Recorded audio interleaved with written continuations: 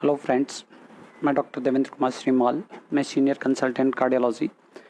मैं नारायणा हृदयालय हॉस्पिटल में अभी कार्यरत हूँ और मैं बहुत थैंकफुल हूँ डॉक्टर अंजनी स्वामी का, जिन्होंने कोविड पे इस तरह का सेशन ऑर्गेनाइज किया आप सब लोगों के लिए।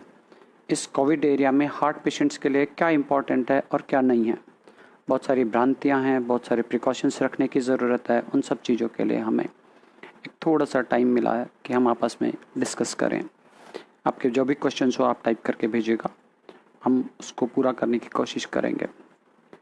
कोविड का बहुत एक भयानक रूप हमको देखने को मिला है, खासकर वेस्टर्न कंट्रीज़ में। बट फॉर्चुनेट पार्ट है हमारे यहाँ पे इंडिया में कि हमारे यहाँ पे मोर्टेलिटी काफ़ी कम है।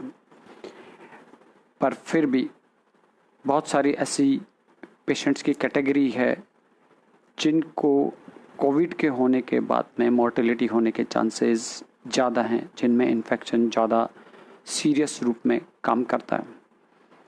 अगर हम कैटेगरी की बात करें, कौन कौन से पेशेंट्स ऐसे रिस्क ग्रुप हैं, उसमें हार्ट पेशेंट्स भी आते हैं, किडनी वाले patients, post transplant patients, dialysis वाले पेशेंट्स हैं, COPD या रेस्पिरेटरी ट्रैक्ट इन्फेक्शन वाले पेशेंट्स हैं जिनके की अस्थमा या लंग्स की प्रॉब्लम है, बहुत लीन थिन कमज़ोर पेशेंट्स हैं, ओल्ड एज वाले पेशेंट्स हैं, डायबिटिक पेशेंट्स हैं। इन सब में अगर कोरोना होता है, कोरोना का इन्फेक्शन, तो उनमें मोर्टेलिटी और मॉर्बिडिटी काफ़ी ज़्यादा होती है। सबसे पहले एक मिथ तो ये है कि क्या ऐसे पेशेंट्स जो कि डायबिटिक हैं, जो भी अभी मैंने कैटेगरी बताई है कि डायबिटिक, हार्ट पेशेंट्स हैं, लंग्स वाले पेशेंट्स हैं, इनमें कोरोना के होने के चांसेस ज़्यादा होते हैं। तो ये एक मिथ है। कोरोना के इन्फेक्शन होने के चांसेस जितने जनरल पॉपुलेशन में हैं, उतने के उतने ही चांसेस जो पेशेंट्स हार्ट वाले पेशेंट्स हैं, जिनको लंग्स की प्रॉब्लम है, जिनको किडनी की प्रॉब्लम है, उनको भी उतने ही चांसेस हैं। पर जो एक स्वस्थ व्यक्ति होता है, उसमें इन्फेक्शन होने के बाद में उसकी रिकवरी रेट अच्छी होती है। कई केसेस में एसिम्टोमेटिक पेशेंट्स रहते हैं, यानी इन्फेक्शन होने के बाद में भी उनके कोई सिम्टम्स नज़र नहीं आते हैं।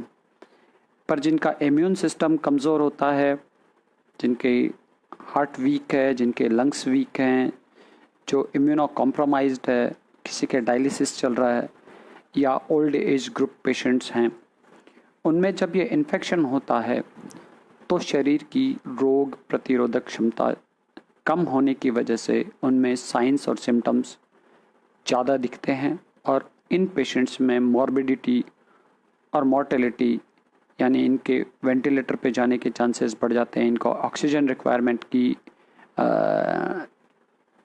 जो मात्रा वो बढ़ जाती है और कई पेशेंट्स ऐसे डेथ भी हो जाती है इन पेशेंट्स में। हार्ट पेशेंट्स में जनरली कई बार ये भी देखा गया है कि पेशेंट्स के सिम्टम्स वर्सनिंग हो रहे हैं, बट इस डर की वजह से कई बार पेशेंट्स घर पे भी रहते हैं और वो प्रॉपर वे में ट्रीटमेंट भी नहीं ले पाते हैं। तो कुछ मिथ्स एंड फैक्ट्स के बारे में मैं बता दूंगा यहाँ पे।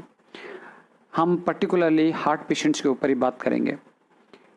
बहुत सारे हार्ट पेशेंट्स, पर्टिकुलरली जिनका हार्ट वीक हो, जिनके इजेक्शन फ्रैक्शन कहिएगा कि थोड़ा सा कम है, हार्ट की पंपिंग कैपेसिटी कम है, उन लोगों को अपना बचाव करके रखना चाहिए, क्योंकि इनमें इन्फेक्शन होने के चांसेस सेम है, बट उनमें इन्फेक्शन की वजह से सिम्टम्स होने के चांसेस बढ़ जाते हैं। एज सच कोरोना वायरस या कोविड-19 हार्ट को डायरेक्टली अफेक्ट नहीं करता है। मेनली ये जो इन्फेक्शन है वो लंग को अफेक्ट करता है। लंग्स में इन्फेक्शन होने की वजह से प्रॉपर मात्रा में ऑक्सीजन की सप्लाई नहीं हो पाती है, और अगर न्यूमोनिया बढ़ गया है तो हाइपोक्सिया या ऑक्सीजन कम होने की वजह से न सिर्फ हार्ट बल्कि बाकी के ऑर्गन्स भी धीरे धीरे डैमेज होना शुरू हो जाते हैं।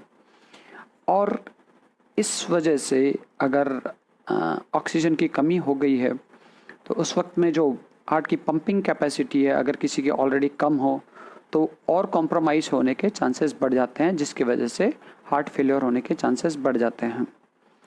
कई बार ऐसा देखा